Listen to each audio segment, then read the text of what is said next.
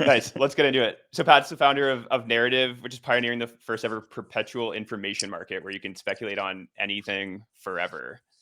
So yeah, I mean, let's just start on the insight that led you to building Narrative, because I think it's a pretty awesome and important one.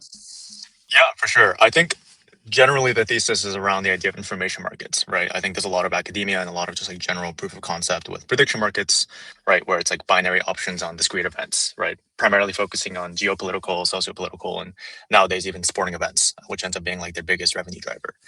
And I think this works great for things that require some expiry or some resolution, right? But once you sort of get into the realm of continuous markets, right? Markets that don't require some expiry and shouldn't be resolved, um, or even just like longer time frames. I think these binary options generally don't really work that well. You'll see it in a lot of prediction markets. Like for example, the 2028 presidential election, there's not a lot of volume flowing through right now because you're locking up your capital for so long, right? So when you get to the continuous markets, how do you actually solve that problem? We actually think that perps works as the best trading engine there on any set of continuous observable time series data.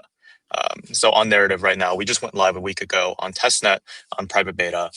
So if anyone needs an access key, just feel free to let me know. But you can trade things like being able to long or short Polymarket or Kalshi based off of their volume, or prediction or perps exchanges based off of their open interest, right? But in the future, the vision is much grander than that. The vision is being able to long or short literally anything in real time forever.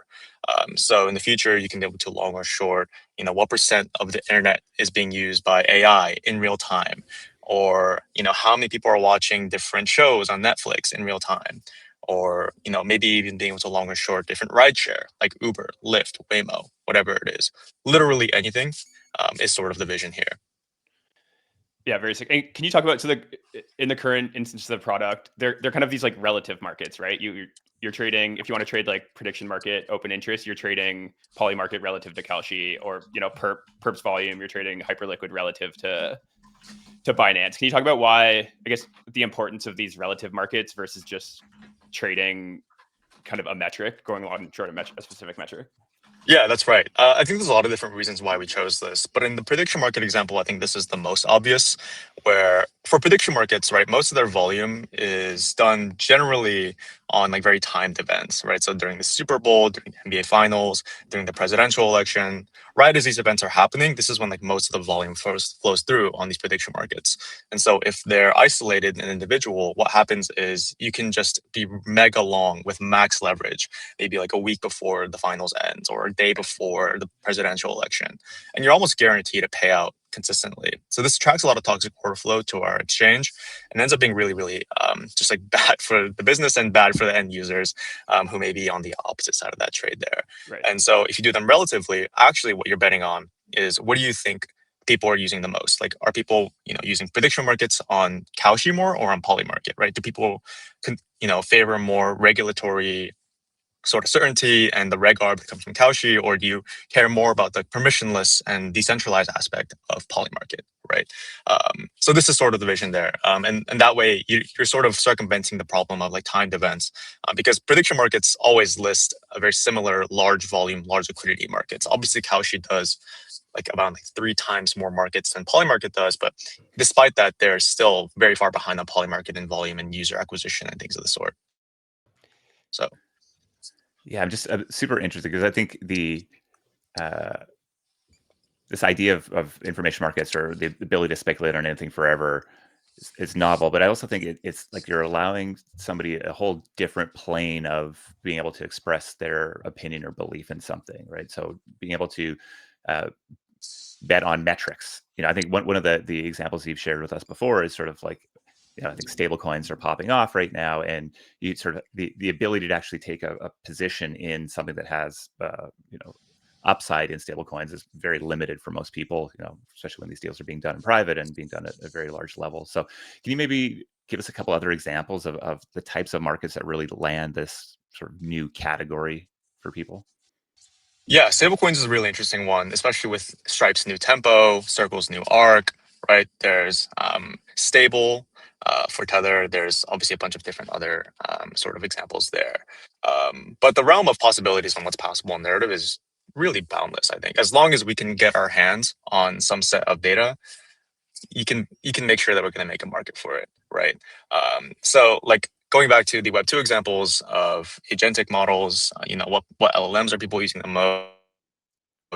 Are people really, is the doomer thesis right? And are agents really going to take over the world, right? We're not quite there yet. It's about like 30%, I believe, at the moment, for like internet traffic from agents versus human beings, right? Rideshare things like Waymo is coming to different cities now. It's not just in the Bay.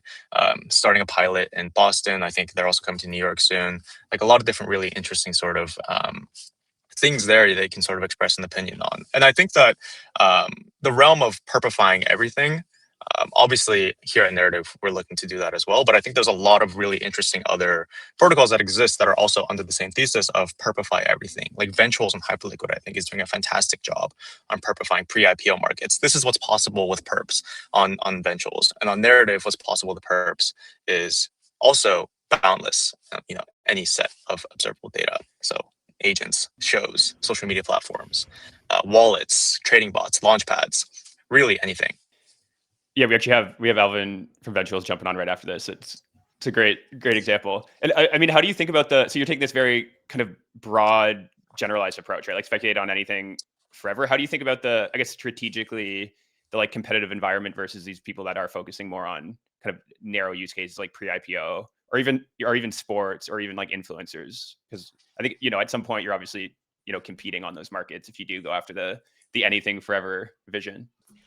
Yeah, for sure. I think there's always room for people to come in and compete. I think a lot of teams are doing really fantastic things. I think competition is always good.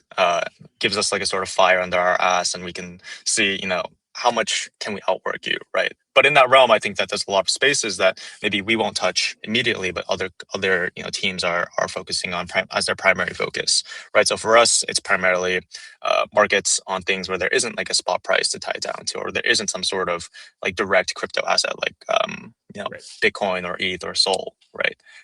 On this end, competition often always is a good thing, but also in the sense that if they build something better, we can just integrate it, right? We can use Hyperliquid builder codes to offer traditional perps, or maybe use our own AMM on that, right? There's a lot of really interesting things there. And I think that I'm really grateful that a lot of teams are sort of waking up to the realm of perps and how it's possible as, probably one of the best, if not the single best use case to come out of crypto in the future. And I think that this is a really interesting space, really exciting space, and I'm excited to see what teams do, and I'm excited to see where we go. God, I love it. This is your future politician here, Pat. The better applied to perps, though. I think your efforts and time.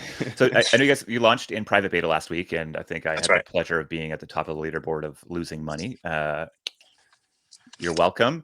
But I'm curious. Yeah, the Narrative Liquidity Pool thanks you. Yes, yeah. I am a community member.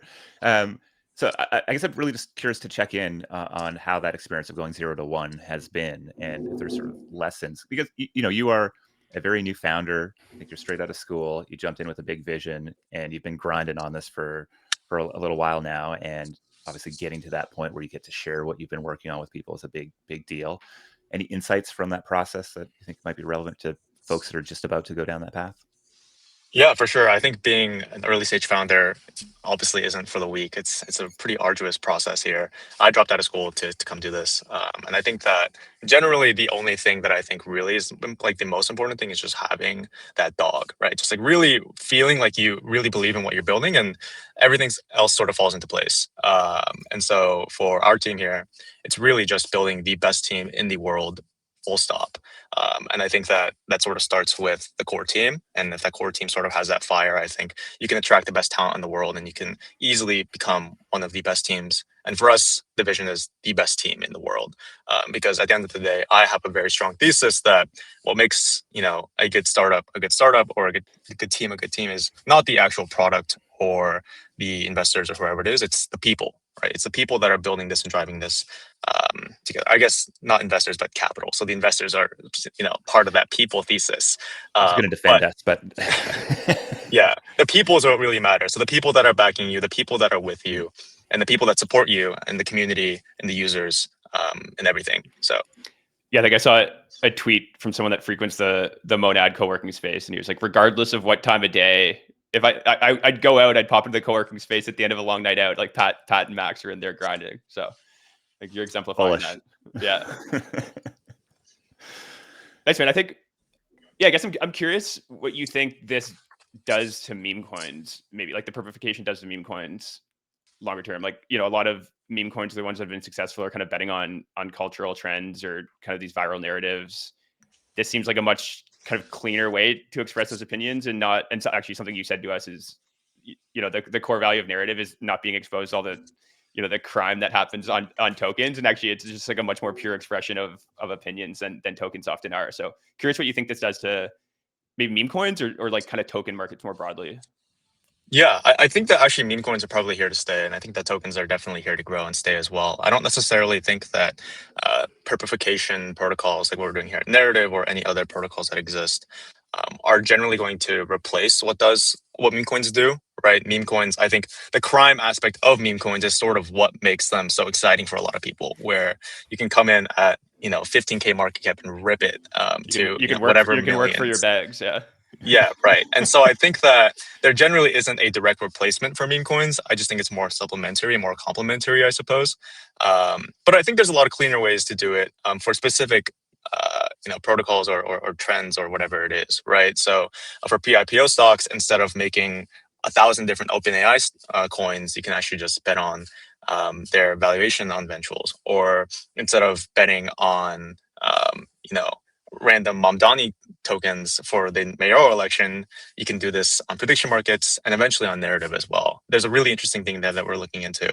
And so I think there's a lot of space for crypto to grow. And I don't think that meme coins are probably ever going to leave, actually. I think it's just the hyper gambling thesis that people really, really like. So Amazing, Pat. Well, I know you're in private beta right now, and I think you said at the top here that if people DM you, that you can pull them in there. So this is one that I would very much recommend you get an early look at. Obviously, we are investors in this, so disclosure. But it's been fun to see the chat pop off and a very easy user experience. And I think that sort of directional opinions, in a pair is just a very easy thing to grok, and apparently easy for me to lose money on because it was the leverage, Pat. It was the leverage. I think in time, my estimation will be correct, but time duration that I could hold it for when I took 4x leverage on it was slightly shorter than It's a rite of the passage. reality. It's a rite of passage. yeah, You got to just learn. one more max levered position, Jess, and you're right back up. So You know what? I just feel that.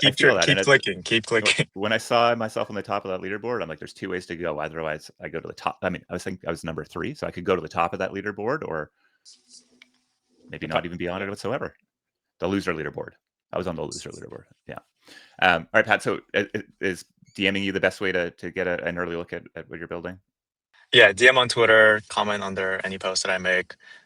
Still scraping through some DMs there, so we'll make sure to get back to everyone. But we want as many people to get their hands on this as possible before. But eventually, we'll go on public testnet as well in the coming weeks / month ish, and then obviously we'll be live on mainnet pretty soon as well. So amazing. Love the hustle, Pat. Keep up the good work. Thanks, man. likewise, thanks for the time, fellas. Peace. Cheers. Cheers.